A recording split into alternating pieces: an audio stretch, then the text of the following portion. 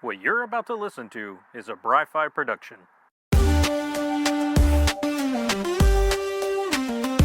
Yo, it's Bry-Fy coming live through your Wi-Fi. One-man show, but I'm feeling like a sci-fi. Comic books, video games, catching them all. Pokemon cards stacked, yeah, I'm ready to brawl. From Marvel to DC, I break it all down. Nifty nerd news, got the geeky rundown. Pop culture hits, movies and shows. I stay in the know while the fandom grows. So plug in, tune up, press play, let's ride. This is the Bry-Fy, baby, welcome to the vibe.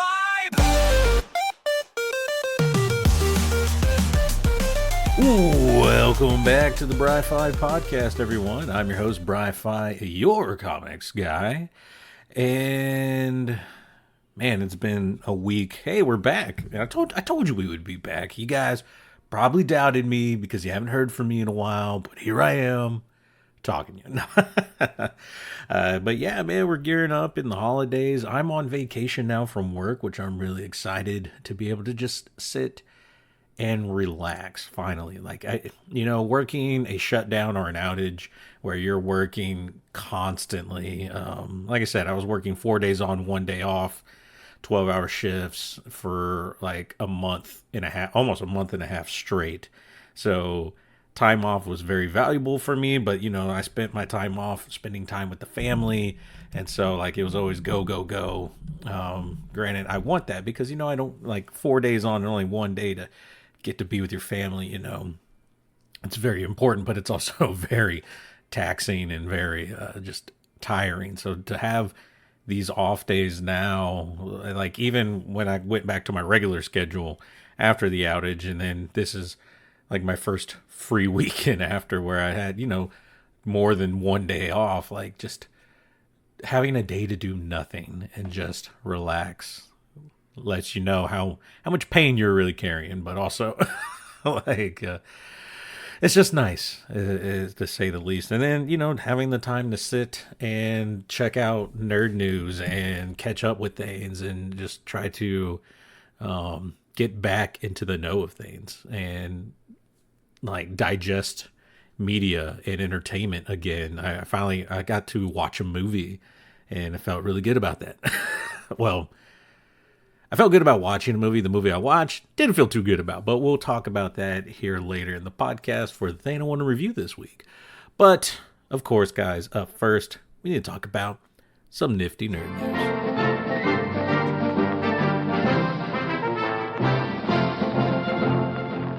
All right, guys, so up first in the nifty nerd news, we're following up on the Steam Machine because, I really had like a brief introduction to it. I was really excited about the Steam Machine because of the potential that it could bring to the console wars and like being tied to Steam and everything like that.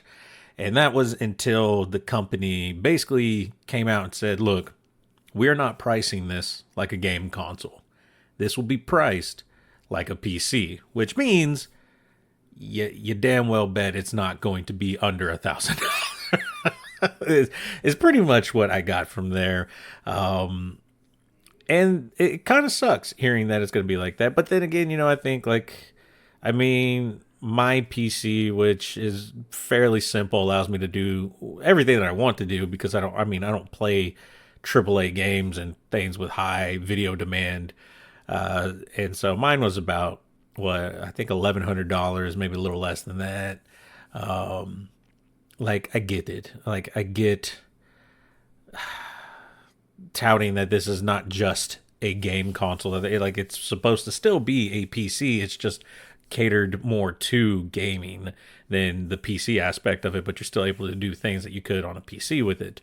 So I kind of understand that. But then what I've also learned is that, like, consoles like Xbox, PlayStation, that they offset a bunch of their costs when it comes to pricing a console and making it with their exclusive games. And of course, like the Steam Machine really just goes off the Steam store, but it's not like exclusivity, I guess, in a way. So they're not able to really offset the cost it makes, or the cost it takes to make this quote unquote PC console like an Xbox or a PlayStation or a Switch could. So their pricing reflects that, but at the same time, it is it's, you pay the price for this and then you're done. The other benefits though to this PC, so I'm still like, yes, it's a big upfront cost and that hurts. I will say this though, if Xbox, PlayStation, and that are suggesting that their newer systems are going to be priced higher and closer to PC prices, and still on top of that, you have to pay for the online and everything like that, which with Xbox, you're looking at $20 to $30 a month to have their Game Pass and pay for these games that you do not own and will eventually lose if they deem like, oh, we don't want to support this anymore. Like, those costs add up, like, just think. So 10 months of $30, that's $300 of Game Pass that you just paid for just 10 months. Add another 2 months to that, that's $360 for 1 year of Game Pass on top of the $600 that you're going to pay for the system. So you're already paying $1,000 there just to have the system and the ability to play their games and multiplayer with that. Now, with the Steam machine, there's no plans to make a paid multiplayer platform for it. It's all been free, and it still looks like it will continue to be free. So you've already just in 1 year's time made up that price difference that Xbox and PlayStation had to benefit from against the Steam machine. Now add that, most consoles that last 4 to 5 years before new next gen stuff sets in, and so $360 for the next 5 years. I can't do the math very well, but you're putting in at least another grand on top of that. So, and that's not even you get games, but not every game is on Game Pass. So there's games that you're going to miss.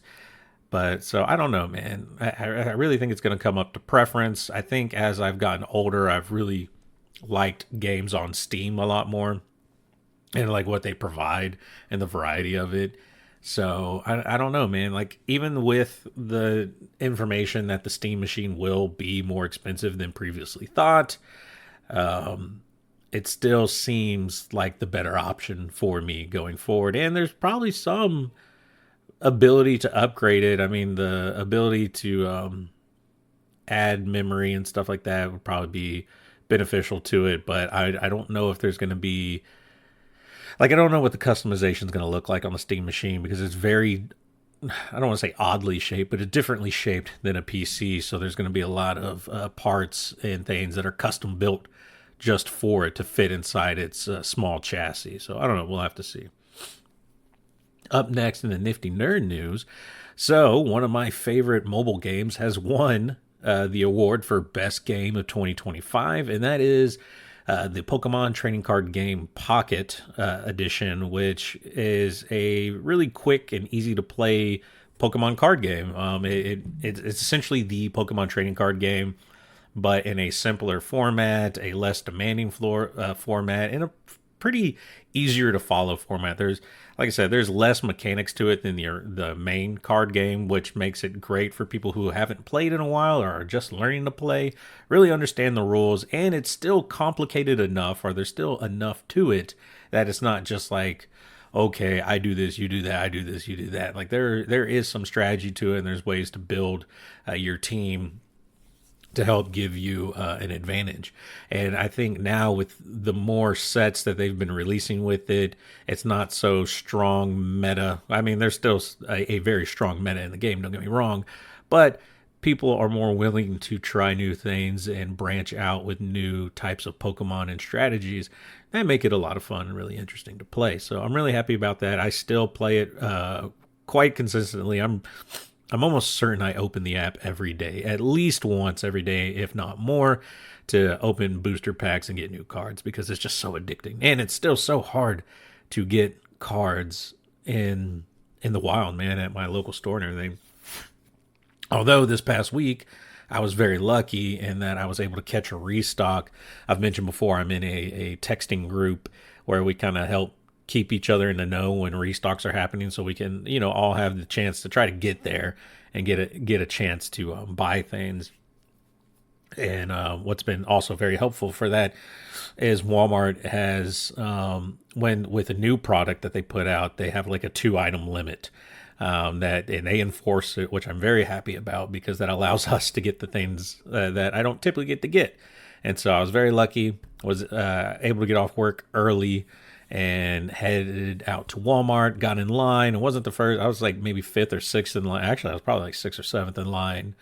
And because by the time I got off work and got into town, some people had showed up, but we're all friends. Like, most of us knew each other, if not all a part of that group chat. And we were able, once the guy was done stocking, to get the 2-item limits. I was actually able to get some ETBs, which I was really excited for, because it was for the Phantasmal Flame set of Pokemon. And the ETBs have probably one of the coolest promo cards that I've seen in a while. It's a Charcadet full art. He's kind of like looking over an arena, watching a battle happen. Charcadet has slowly become one of my favorite fire type Pokemon, mostly because of who he evolves into. Ceruledge and Armorage, those are really cool versions of him that are like game specific, and Violet and Scarlet. So pretty cool stuff. I was really thankful. Other than that, didn't really get too much from that set. I got a full art Dewgong, which is really cool, and then like 2 other full art lesser cards that aren't really worth much and not really my favorite. The Dewgong I really like. Anything like from the original 151 I love because I'm old school, right? But yeah, so it was cool. I was really happy to get that. But congratulations to Pokemon Trading Card Game Pocket. And I see why, man. It's addicting. It's definitely playing on the nostalgia of things. I think with the scarcity of the physical cards, it only made this way more accessible and way more appropriate, because people just want to pull packs, man. We want to rip packs. We want to get cool cards, and you're able to get really cool cards in the Pokemon Trading Card Game Pocket. Anyway, moving on to the next bit of Nifty Nerd news, we have gotten our first look at the live-action Legend of Zelda. And by first look, I just mean photos. But I'm not mad by it, man. These 2 actors, actor and actress, who are playing Link and Zelda, we even saw a picture of, it looks like Impa in there. I don't really know any of these actors, but I like the look, man. Everything looks really authentic. Everything looks very lived in. So I'm really excited to see what they do with this show, man. Like, I mean, we're getting a live action Legend of Zelda. I know there are going to be some purists and people that are like, "Oh, this is," but like, I'm excited, man. I want to say like things have been better with live action series and things, but we know that's not always true, right? But I don't know, man. I'm hopeful. They're filming on scene in, I think, New Zealand or something like. They're definitely overseas. So like, I don't know, man. I want to love it, and I like the look of it. I like the characters. Like, Link has a very Ocarina of Time, Twilight Princess look about him, where Zelda appears to be wearing like her Breath of the Wild or Tears of the Kingdom, or like the blue outfit that she wears in Breath of the Wild. And so I'm stoked on that, man. I think that's going to be really cool. A way to integrate these 2, like 2 different themes, I guess, in a way. But I'm curious to see what kind of story they tell, because, I mean, The Legend of Zelda, while not like this crazy super epic, I mean, like, I've tried to look at the timeline. Timelines are so weird because it splits. There's different things depending on like how stories go. Like, I don't know. It's crazy. And it's very difficult for me to explain that because I don't even think I fully grasp it myself. I've watched YouTube videos where people who know way much better than I do on how The Legend of Zelda works and the storyline of it. So go find those people. Don't look at me, man. I'm just a fan of the games and really enjoy it. And like, I love like the games. That's it. That's all I wanted to say. But I'm excited. I'm excited for the live action. I think it'd be really fun. And so we'll see what happens there. The last bit of Nifty Nerd news that I have for you guys today is that I didn't even know this was a thing, but for one day and one day only, which I don't even know what that day is. Excuse me, my throat is getting all gunky or something. But GameStop does a thing Oh, December 6th is the day. And they do a trade anything day where you can come to the store, trade anything that you have, and get store credit for. And I really mean just about anything. But there are a lot of things that you can't bring. I'm sure, oh, here it is. Exclusions include, so you're able to pretty much bring anything that you can think of to trade, but there are plenty of exclusions, and the no-go trade items are hazardous waste or materials, chemicals, liquids, lithium-ion batteries are items containing lithium-ion batteries, which I feel like takes a lot out, right? So, because don't like Game Boy or like newer handhelds use lithium batteries, so I don't know what that. Can't bring weapons and animal. Well, that's also true. You can't bring animals dead or alive. So no taxidermy. Or no, it says taxidermy items are valid for trade.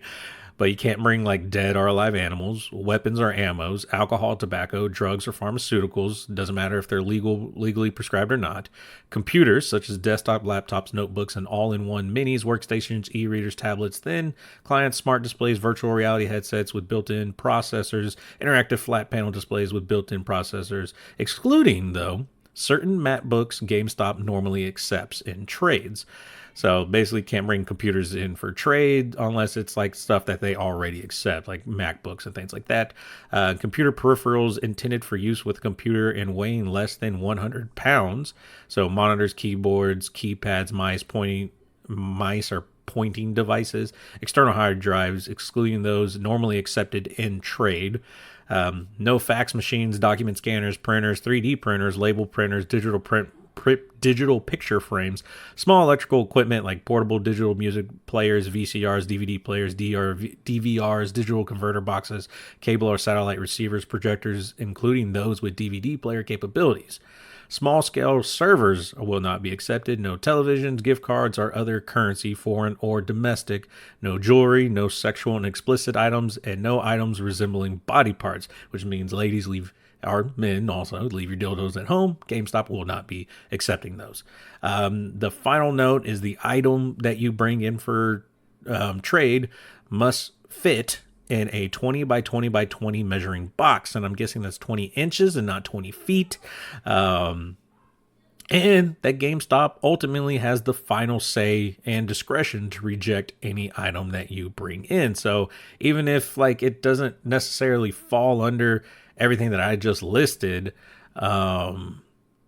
it still can be up to the discretion of the employee, even if it does fit in the 20 by 20 inch measuring box. Of course, a lot of these things do make a lot of sense, right? Like chemicals, alcohol, hazardous waste. I think some of the electronic stuff, like the things with lithium batteries and things, I guess they're worried about the batteries being broke or not working. So some of that, I don't know, I would think the electronic stuff they would take almost no matter what. But I guess they're just trying to turn around and resell. I don't know what they're trying to do with it. What's really weird is that they're also taking taxidermy stuff, which I think is really funny. I think about one of my younger stepbrothers. They were big hunters, and so they had a bunch of deer antlers, skulls, and taxidermy things. But they were also huge gamers, so played Call of Duty a lot and things like that. So them bringing all these antlers in and stuff to man, can I get the new Black Ops and stuff? I don't know. I just thought that was kind of funny. It tickled me. But it's interesting, man. And it's only for one day, so I'm curious. I almost want to go up to a store December 6th just to see the kind of things that people bring, because I think that could be really hilarious and really funny. But that's all I got for the nifty nerd news for you guys today. Let's move on to the last bit of things that we have, and that's what I wanted to talk about, the review for this week. Welcome to Bry-Fy. It's the place to be for comic book kings and gaming royalty. Hit play, subscribe, let's ride the high. It's the world of wonders with your host, Bry Podcast, where the nerd never sleeps.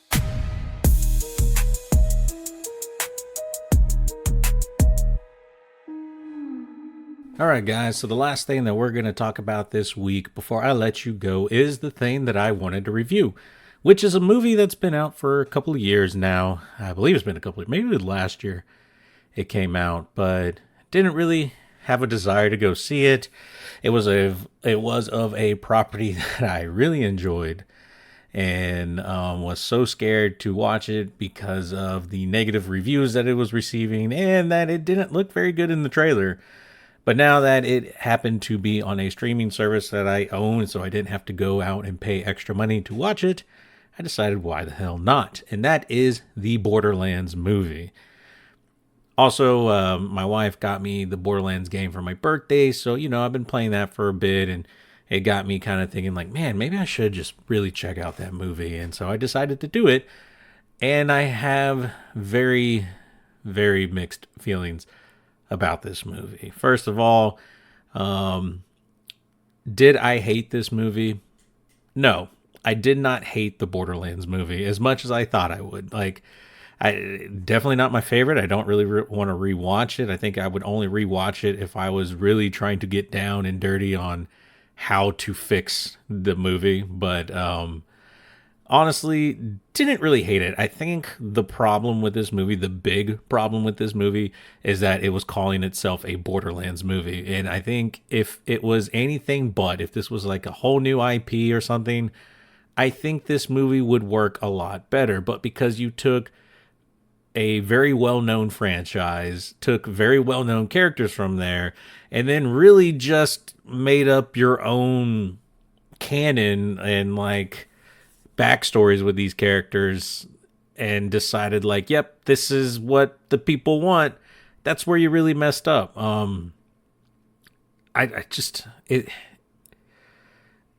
It was upsetting, to say the least. And it was because I have been so attached to these characters. Now, granted, I understood, like, you're not going to get the Borderlands story, right? We're not going to get Borderlands 1 because, it was quite obvious with the cast that they picked. And like, even then, you weren't going to get a Borderlands 2 because of the cast that they picked. But, wow, to just really miss the Borderlands mark so badly kind of sucked. I think that was really my biggest issue with it.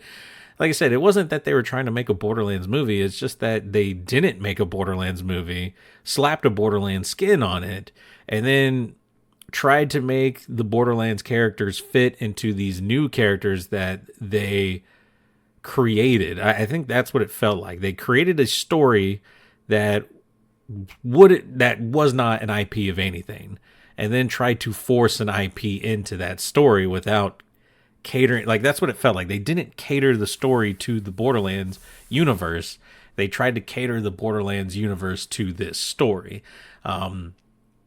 I think on the surface level of it, a group of people come together, try to stop a bad guy. That works. We've seen that work. Like, and it's like a group of not great people come together to stop a great evil. We've seen that story work many times before, and unfortunately, many times better than what it does in this movie. And that's like even without all the other issues. I think the story just wasn't that great.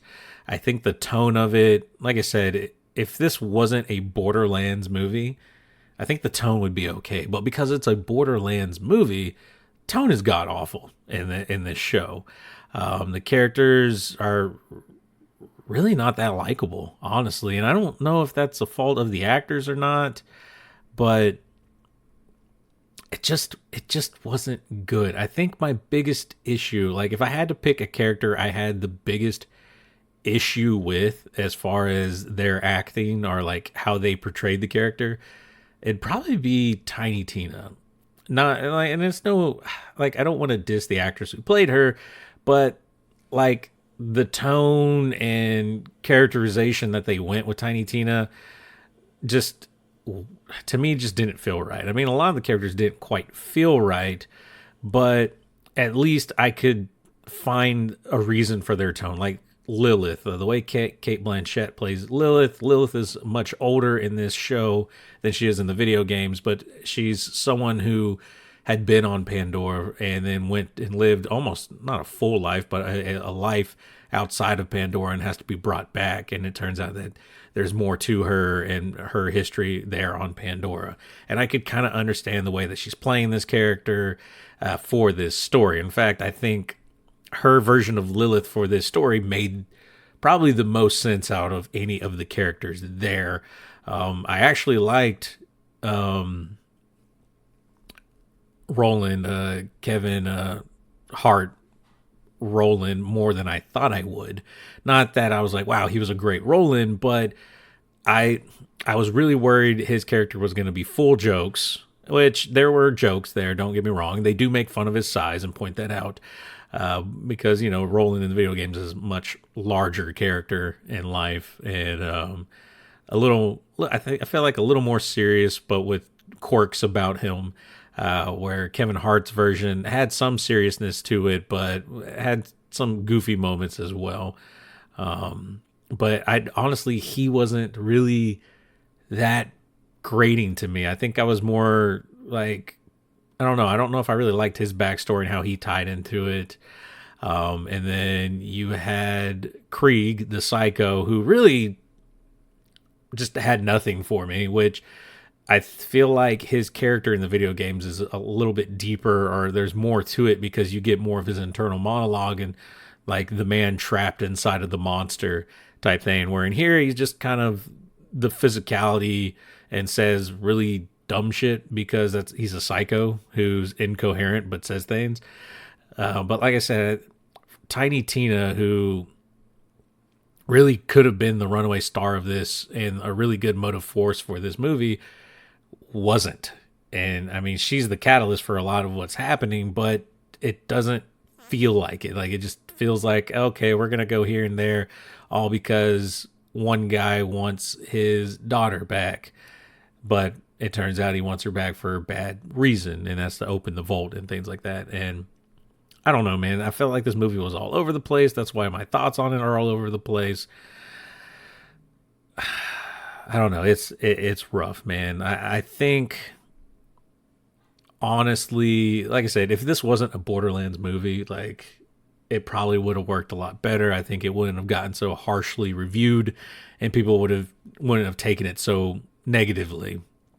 But because you made it Borderlands and then you just shit on everything that made Borderlands good, that was like, come on. Like, the one main thing with Borderlands are the guns. Like, this game is all about guns and different types of guns and guns that can do different things. And all we ever got were a rocket launcher and normal guns. We didn't get like, there's like so many classes, right? Like, you have Dahl, you have Jacobs, you have Malawan. Like, to people who don't play the games, this is probably gibberish to you, but for us who play the games, like, these are very specific different types of guns that do different types of things, and, you know, have like characterizations of their own, you know. And so it would have been cool to see like these guns get a little more play and a little more characterability in it. Especially like the Malawan stuff, because Malawan is like elemental guns, so you could be setting enemies on fire, corroding them with corrosion and freezing them, all kinds of stuff that Malawan guns can do, and you don't get to see that. Then to me, that would have been the most fun part of a movie, is getting to see the Malawan guns play out and the elemental effects play out, because you could do some really cool stuff with that. Granted, probably really expensive with CGI, but it looks like they put a ton of CGI in this movie, so I don't really understand why they didn't even bother with that. But so like the guns and the companies don't really play a role other than our main villain, which was what, Attilan or Adeline, I forget what. It's not Atlas. No, it is Atlas, isn't it? Like, it's not really so much about like anything with the companies, but that's kind of like the point of the Borderlands, is like each company is like its own like kind of military faction in a way, and has its own products and things that it puts out. And then of course the characters, you know, get involved or whatever. But so like the one distinctive thing that made Borderlands really cool, like the weapons, doesn't really get a play in here and doesn't really get a chance to shine in here. The story's not that great to begin with. The characters were fine, except for like the two. I think Tiny Tina and Krieg were my two biggest misses, mainly because I couldn't understand. Like, Krieg had no reason to be here, I don't think, other than to be muscle. But you could have, like, okay, we'll just get into it. Like, how would I have tried to make this movie better?